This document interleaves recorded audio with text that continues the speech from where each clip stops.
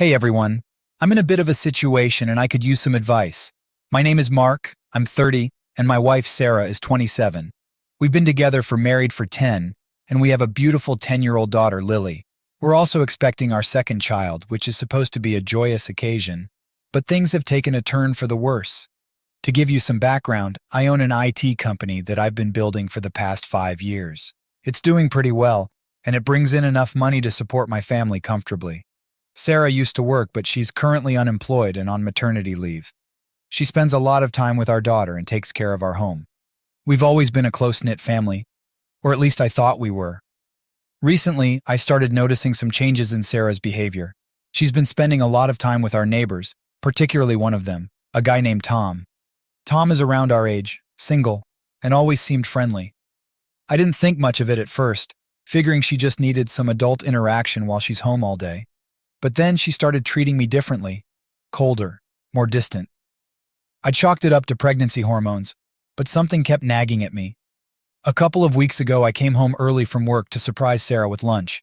As I pulled into the driveway, I noticed Tom's car parked out front. My heart sank, but I tried to push the negative thoughts out of my head. Maybe he was just helping her with something, I told myself. I walked up to the house and opened the door quietly, not wanting to ruin the surprise. But what I saw next shattered me. There they were, Sarah and Tom, in our living room, passionately kissing. I stood frozen, could not believe what I was seeing. They didn't notice me. They were too engrossed in each other. I didn't say anything to Sarah. I couldn't. The betrayal was too much to process. I just turned around and left, driving aimlessly until I found myself parked in a deserted lot, tears streaming down my face. How could she do this to me? To our family? Since that day, I've been living in a fog. I go to work, put on a brave face, and pretend everything is fine. I haven't told anyone, not even my sister, who I'm very close to. Her name is Emily, and she's 31. She would know something is up the moment she saw me, and I'm not ready to face her questions. I feel like a fool for not seeing the signs earlier. Looking back, it all makes sense now. The sudden interest in our neighbor, the coldness towards me. But here's the thing. If Sarah is really cheating on me, I'm prepared to take everything from her. I own our house, the cars, everything. If she thinks she can just walk all over me and keep living a comfortable life, she's in for a rude awakening. I'm not sure what my next step should be, but I know I can't continue living like this. I need to figure out a plan, and fast. Thanks for listening. Update. I've been trying to keep things as normal as possible at home, but it's not easy. Sarah's behavior is starting to get to me. She acts like the perfect wife and mother when we're around Lily, but when we're alone, there's a tension in the air that's almost palpable. I've started noticing little things, the way she avoids eye contact, the extra care she takes with her appearance when she knows Tom is around. I've been keeping my distance from both of them, pretending to be engrossed in work. But inside, I'm boiling with anger and hurt. I can't believe she would jeopardize everything we've built together for a fling with the neighbor. It's like she's a different person. Someone I don't even recognize anymore. Last night, I decided to start gathering evidence. I installed a hidden camera in the living room, hoping to catch them in the act. I feel like a spy in my own home, but I need to protect myself. If things go south, I want to make sure I have everything I need to come out on top. I hate that it's come to this, but I can't see any other way. This morning, I reviewed the footage from the camera. Nothing yet, but I'm staying vigilant. Sarah mentioned she's going over to Tom's place later to help him with something. My gut tells me this is my chance. I'm planning to follow her and see what happens. I feel like a detective on a stakeout, but this is my life we're talking about. Wish me luck. I'll keep you posted. I followed Sarah to Tom's house today. She left the house around noon, telling me she was going to run some errands. I waited a few minutes before getting in my car and driving after her. Sure enough, she headed straight to Tom's place. I parked a little way down the street, trying to keep out of sight. My heart was pounding so hard I thought it might burst out of my chest. I saw them through the window, laughing and talking like they didn't have a care in the world. After a while, they disappeared from view. I wanted to storm in there and confront them, but I knew I needed to keep my cool. If I let my emotions get the best of me, I might ruin any chance I have of coming out of this with my dignity intact. After what felt like an eternity, Sarah finally left. I waited until she was out of sight before heading home. She came back a couple of hours later, acting like everything was perfectly normal. It took every ounce of self-control I had not to explode. I reviewed the footage from the hidden camera, hoping to catch something more concrete. And there it was. Sarah and Tom, kissing and whispering to each other when they thought no one was watching. I felt a mix of rage and heartbreak wash over me. This was it. The proof I needed. Now I'm at a crossroads. Do I confront Sarah with the evidence and demand answers? Do I start the process of protecting my assets and planning for a potential divorce? I'm so angry and hurt, I can barely think straight.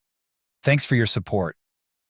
Hey, it's been a while since my last update, and things have gotten a lot worse. Ever since I caught Sarah cheating on me with our neighbor Tom, I've been spiraling. It feels like a dark cloud has settled over my life, and I can't seem to shake it. My heart is heavy, my mind is a mess, and I'm barely holding it together. The worst part is, Sarah has no idea that I know. She goes about her day like nothing has changed, while I'm suffocating under the weight of her betrayal. It's been hard to focus on anything. My work is suffering, my appetite is gone, and I can't sleep. When I do manage to close my eyes, I see them together, and it feels like a knife twisting in my gut. I've been struggling with how to handle this. I thought I could keep it to myself, but the pain is too much. So I finally decided to tell my sister, Emily. She's the only person I can trust right now. I called her up and asked her to come over. When she arrived, I could see the concern in her eyes. I must have looked like hell because she immediately asked what was wrong. Emily, I need to talk to you about something serious, I said, my voice shaking. It's about Sarah. She sat down looking worried. What's going on, Mark? I took a deep breath and told her everything, about how I saw Sarah kissing Tom, how I installed the hidden camera, and the footage I found. At first, she didn't believe me. She kept saying there had to be some kind of misunderstanding, that Sarah would never do something like that. Emily, I know it's hard to believe, but I have proof, I insisted. Come with me. I'll show you. I led her to the bedroom and played the footage from the hidden camera. The color drained from her face as she watched. She covered her mouth with her hand, tears welling up in her eyes. Oh my God, Mark, she whispered. I'm so sorry. I had no idea. Seeing my sister so upset made everything feel even more real. Up until that moment, a part of me hoped it was all just a bad dream. But there it was, plain as day. Sarah was cheating on me with Tom, and now Emily knew it too. We need to do something about this, Emily said, wiping her tears. We need to find more evidence and get a lawyer. You deserve better than this. With Emily's support, I felt a glimmer of hope. We spent the next few days gathering as much evidence as we could. We checked phone records, bank statements, and social media. It was like putting together pieces of a puzzle, each one confirming what I already knew. Sarah had been lying to me for months, maybe longer. Emily was a rock through all of this. She kept me focused when I wanted to give up, and she made sure I took care of myself. Without her, I don't know how I would have managed. She even helped me find a lawyer, someone she trusted to handle the divorce and protect my assets. Meanwhile, Sarah continued to act like everything was fine. She smiled, laughed, and played the role of the loving wife and mother. It was infuriating. I wanted to scream at her, to confront her with all the evidence we'd gathered, but I knew I had to bide my time. I needed to be smart about this.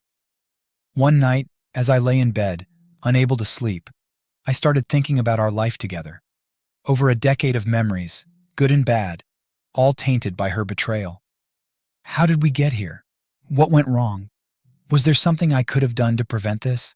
I don't know if I'll ever have the answers to those questions, but I do know one thing. I can't let her get away with this. I have to protect myself and my daughter. I have to make sure Sarah pays for what she's done. So that's where I am right now. I'm gathering evidence, working with my lawyer, and preparing for the storm that's coming. It's hard, and there are days when I feel like I can't go on. But with Emily by my side, I know I'll get through this. Any advice on how to keep my sanity during this process would be greatly appreciated. Thanks for listening. Hey, I want to start by thanking all of you for your support. It's been a tough journey, and your words of encouragement have meant the world to me. This part of my story might not be to everyone's liking, because my departure was supposed to be graceful. But here's what happened last week. Sarah and I were invited to a neighbor's barbecue. It was supposed to be a friendly gathering, just a few families getting together for some good food and conversation. At first, I didn't want to go. The idea of being in the same space as Tom made my skin crawl. But then I thought, maybe this is my chance to tell everyone everything, to reveal the truth about Sarah and Tom's affair, with all the evidence I'd gathered. So, I decided to go. The day of the barbecue, I felt a mix of anger and dread. Sarah was acting excited, completely oblivious to the storm that was about to hit. I played along, pretending everything was fine. We arrived at the barbecue, and I immediately felt out of place. Everyone was laughing, joking, and having a good time. Meanwhile, I was carrying the weight of betrayal on my shoulders. As the evening went on, I bided my time. I chatted with the neighbors, smiled politely, and kept an eye on Sarah and Tom. They were doing their best to keep their distance, but I could see the tension between them.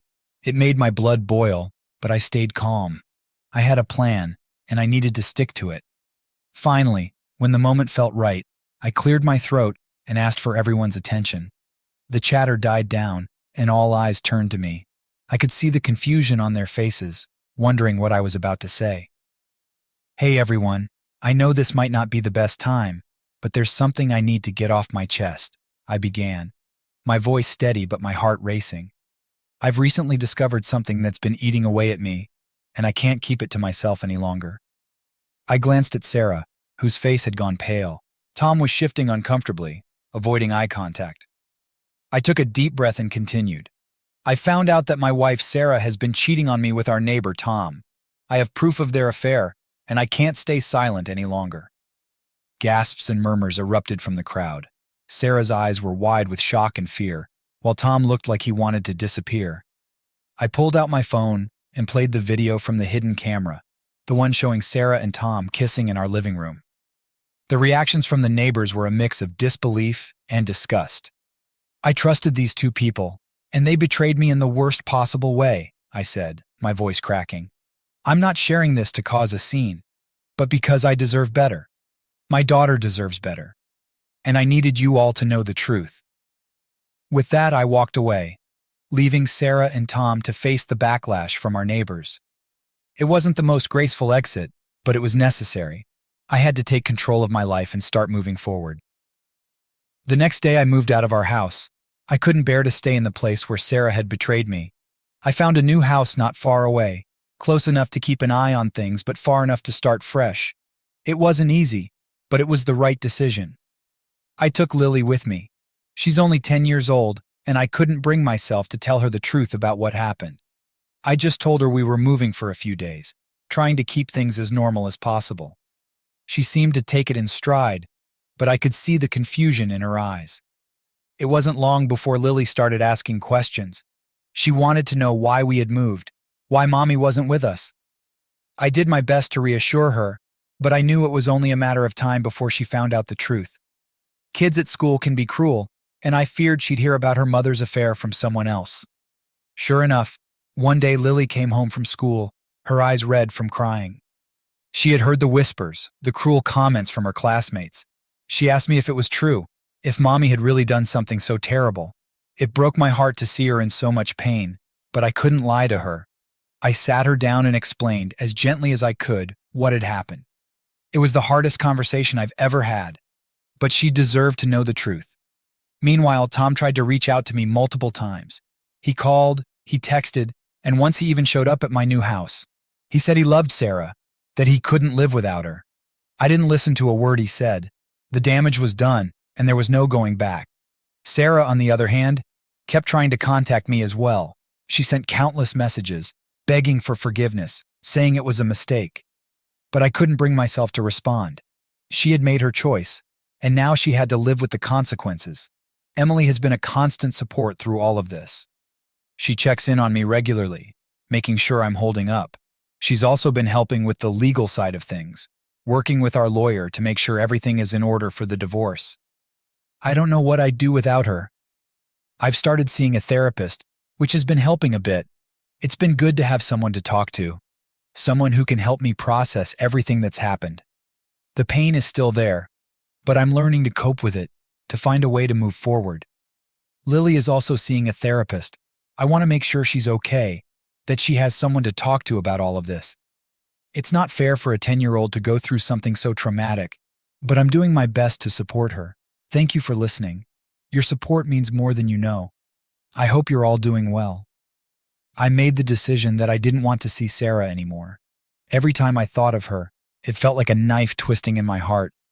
So we started communicating through her friend Lisa. Lisa was sympathetic and agreed to act as the go-between. I gave Sarah everything she needed for the baby and for herself. We set a court date, and the trial was scheduled to take place in 2 weeks. In the meantime, I stopped going to work. It was hard to focus on anything with the court date looming so close. Walking around felt like dragging my feet through quicksand. My mind was constantly preoccupied with what was coming. So I decided to spend more time with Emily and Lily. We took long walks, went to the park, and tried to find some semblance of normalcy.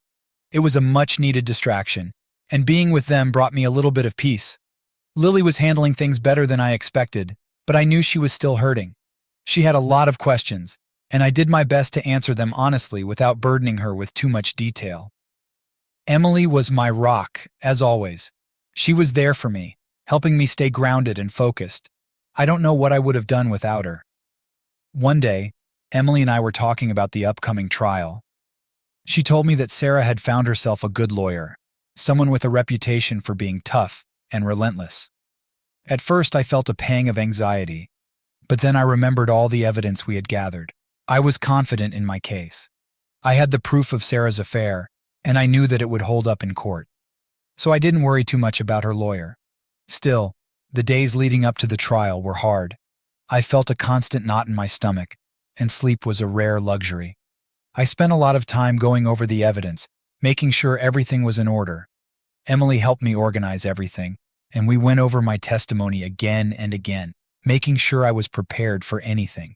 I tried to keep things as normal as possible for Lily. I didn't want her to feel the tension or worry about what was happening. We spent our evenings playing games, watching movies, and just being together. It was the best distraction I could have asked for. One evening, as I was putting Lily to bed, she asked me if things would ever go back to the way they were. It broke my heart to see the hope in her eyes, and I didn't know how to answer. I told her that things would be different, but that didn't mean they couldn't be good. I promised her that I would always be there for her, no matter what. She nodded, looking a little reassured, and drifted off to sleep. During one of our walks, Emily and I talked about what life might look like after the trial. She encouraged me to think about the future, to start planning for a new beginning. It was hard to imagine life without Sarah, but I knew I had to. I had to move on, for my sake and for Lily's. As the court date drew closer, I noticed that Sarah's demeanor had changed. She was more guarded, more defensive. She knew what was coming, and I think she was starting to realize the gravity of the situation. Lisa told me that Sarah was worried, that she regretted what she had done, but it was too little too late. I spent a lot of time thinking about the past, about the life Sarah and I had built together. It was hard to reconcile the woman I had loved with the person she had become. I kept wondering if there was something I could have done differently, something that would have prevented all of this. But in the end, I knew it wasn't my fault. Sarah had made her choices, and now we were all paying the price. The day before the trial, Emily and I went over everything one last time. We made sure all the evidence was organized and that I was ready to face whatever Sarah's lawyer might throw at me. I felt a mix of anxiety and determination. I knew this was my chance to take control of my life and to start moving forward. That night, I put Lily to bed and sat by her side for a long time, just watching her sleep. I thought about all the things I wanted for her, all the hopes and dreams I had for her future.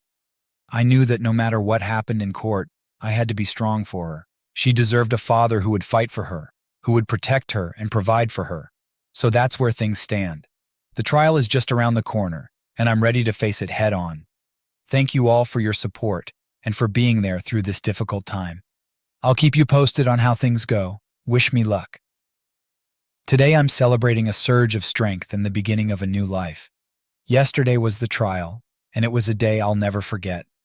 I want to share the whole story with you, from our preparations to the outcome. It's been a long, painful journey, but I finally see a light at the end of the tunnel.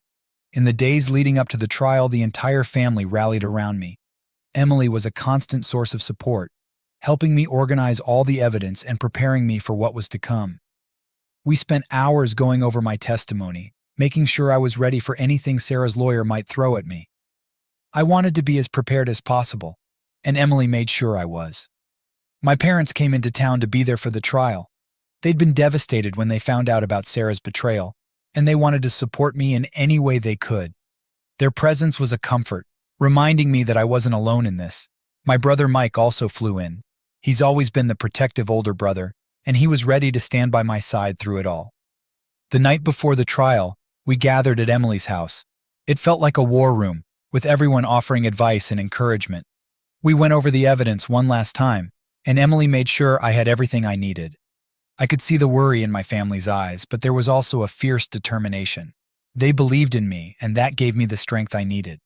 On the morning of the trial, we all headed to the courthouse together. I felt a mix of anxiety and resolve. I was nervous, but I knew I was ready. I couldn't wait for this nightmare to be over. We arrived early, and the courthouse was already buzzing with activity. We found a quiet corner to sit and wait. My lawyer, Mr. Phillips, joined us shortly after. He's a seasoned attorney, and I trusted him completely. As we waited, I spotted Sarah and her lawyer across the room. She looked nervous, glancing around anxiously.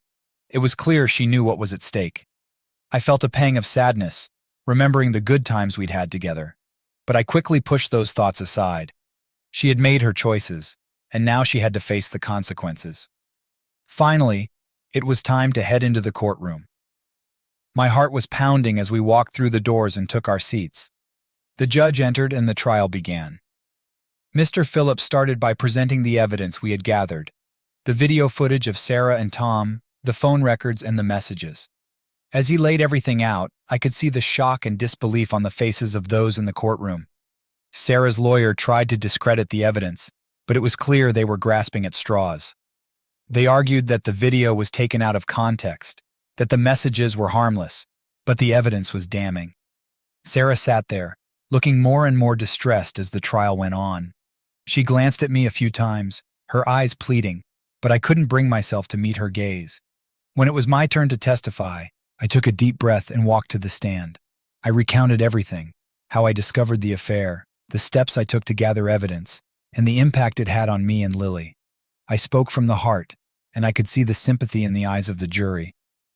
I felt a sense of relief as I told my story, like a weight had been lifted off my shoulders. Then it was Sarah's turn. She tried to explain herself, to justify her actions, but it was clear she was losing the battle. She claimed she had made a mistake, that she never intended to hurt me, but her words rang hollow. The judge listened patiently, but I could tell he wasn't convinced. As the trial went on, the tension in the courtroom was palpable. Mr. Phillips did an excellent job of countering Sarah's lawyer, and by the end of the day, it was clear who had the stronger case. The judge deliberated for what felt like an eternity, but finally, he delivered his verdict. Sarah was found guilty of adultery, and the court awarded me full custody of Lily and the majority of our assets. Sarah's face crumpled in despair as the judge read his decision. She looked around the courtroom, hoping for some support, but she found none. Our friends and family had all turned their backs on her. They couldn't believe she had betrayed me and our family so deeply. I felt a mix of triumph and sorrow. This wasn't how I wanted things to end, but it was the only way forward. After the trial, we all gathered outside the courthouse. There were tears, hugs, and words of encouragement. My parents were relieved, Mike was proud, and Emily was my rock, as always. We decided to go out for dinner to celebrate the end of this chapter and the beginning of a new one. It felt good to be surrounded by my loved ones, to feel their support and love. Sarah, on the other hand, was left alone. She walked out of the courthouse with her lawyer, looking lost and defeated. I didn't approach her, and she didn't try to talk to me. There was nothing left to say. She had made her bed, and now she had to lie in it. That evening, we went to a nice restaurant and toasted to new beginnings. It was a bittersweet celebration, but it felt right. For the first time in a long time, I felt a sense of hope. I knew there would still be challenges ahead, but I was ready to face them. The next day, I started moving forward with my life. I spent time with Lily, making sure she knew that everything would be okay. We went to the park, played games, and just enjoyed being together. I also started thinking about my career and how to get back on track. I knew it wouldn't be easy, but I was determined to rebuild my life. I've been seeing my therapist regularly, and it's been a huge help. She's helped me process everything that's happened and start healing. After the trial, Sarah and I went our separate ways. I moved back to the new house with Lily, determined to create a fresh start for us. It wasn't easy at first, but we slowly settled into our new routine. Lily seemed to be adjusting well, and that gave me hope. Sarah, on the other hand, had a much harder time. She moved in with her parents, who were furious with her for what she had done. They couldn't understand how she could throw away everything we had built together for a fling with Tom. It was clear they weren't going to make things easy for her. Lisa, the friend who had been our go-between, also turned her back on Sarah. She couldn't believe the extent of Sarah's betrayal and felt betrayed herself for having been put in the middle. Sarah found herself increasingly isolated, with few people left to turn to. I focused on rebuilding my life. I started going back to work, slowly but surely. My colleagues were supportive, and it felt good to have a sense of normalcy again. I threw myself into my projects, finding solace in the work. It was a welcome distraction from the pain of the past. Emily continued to be a constant presence in our lives. She helped with Lily, making sure she was adjusting well to the new situation. We spent a lot of time together as a family, and it felt good to have that support system. I knew I couldn't have gotten through this without her. As for Tom, he seemed to disappear from our lives.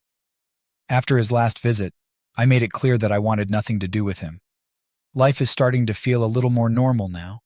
It's been a long road, but I'm finally beginning to see a future that's not overshadowed by betrayal and pain. It's been a month since my last update, and I have to say, life is finally starting to get better. I feel like I'm emerging from a dark tunnel into the light. The pain of Sarah's betrayal is still there, but it's not as sharp as it once was. I'm trying not to dwell on it too much, focusing instead on moving forward and building a new life for Lily and myself. Emily has gone back to work, diving back into her routine with her usual energy. She's been a rock for me throughout this entire ordeal, and I'm grateful every day for her support. Our relatives who had come to be with us have also returned to their lives, leaving behind a sense of normalcy that I hadn't felt in a long time. Lily is back in school and adjusting well. She's made new friends and seems to be doing okay. We've had some tough conversations about what happened, and I've done my best to reassure her that everything will be fine. Kids are resilient, and she's stronger than I could have ever imagined. Seeing her smile and hearing her laughter again is like a balm to my wounded heart. As for me, I've started going back to work. The first few days were tough, but it's gotten easier. My colleagues have been incredibly supportive, and getting back into the swing of things has been a welcome distraction. There's something comforting about the routine, the familiar tasks and challenges. It's a reminder that life goes on, even after the worst storms. Work has become a sanctuary of sorts, a place where I can focus on something other than the past. I've thrown myself into my projects, and it feels good to see progress and accomplishments. It's a small but significant step towards reclaiming my life. One of the biggest lessons I've learned from all of this is the importance of family and support systems. My sister, my parents, my brother, and even my friends have all been there for me in ways I never expected. They've lifted me up when I was at my lowest and helped me find the strength to keep going. So to anyone reading this who might be going through something similar, I want to say this. Look at your relatives, listen to them, and trust them. They love you and want the best for you. Don't be afraid to lean on them when you need it. We're not meant to go through life's toughest battles alone. I've also continued seeing my therapist, and it's been incredibly helpful. She's helped me process my emotions, work through my anger and sadness, and start healing. Therapy isn't a quick fix, but it's been a crucial part of my recovery. If you're struggling, I highly recommend finding a good therapist. It's okay to ask for help, and it's okay to take time to heal. Lily and I have started new routines, new traditions. We've been exploring our new neighborhood, finding new favorite spots and activities. It's been a bonding experience, and I feel closer to her than ever before. We're creating new memories, ones that aren't tainted by the past. I've even started thinking about the future in a more positive light. There are still moments of doubt and sadness, but they're becoming less frequent. I'm beginning to believe that there's happiness ahead for us, and that's a powerful feeling. As I sit here writing this, I'm filled with gratitude for the support I've received from all of you. Your comments, messages, and advice have been a source of strength and comfort. Knowing that there are people out there who care, who've been through similar experiences, has made a world of difference. So, thank you for being there, for listening, and for helping me through one of the hardest times of my life. This journey isn't over, but I'm in a better place now, and I'm ready to keep moving forward. Take care, everyone. Be kind to yourselves and to each other. And remember, no matter how dark things may seem, there's always a way forward. You just have to find it.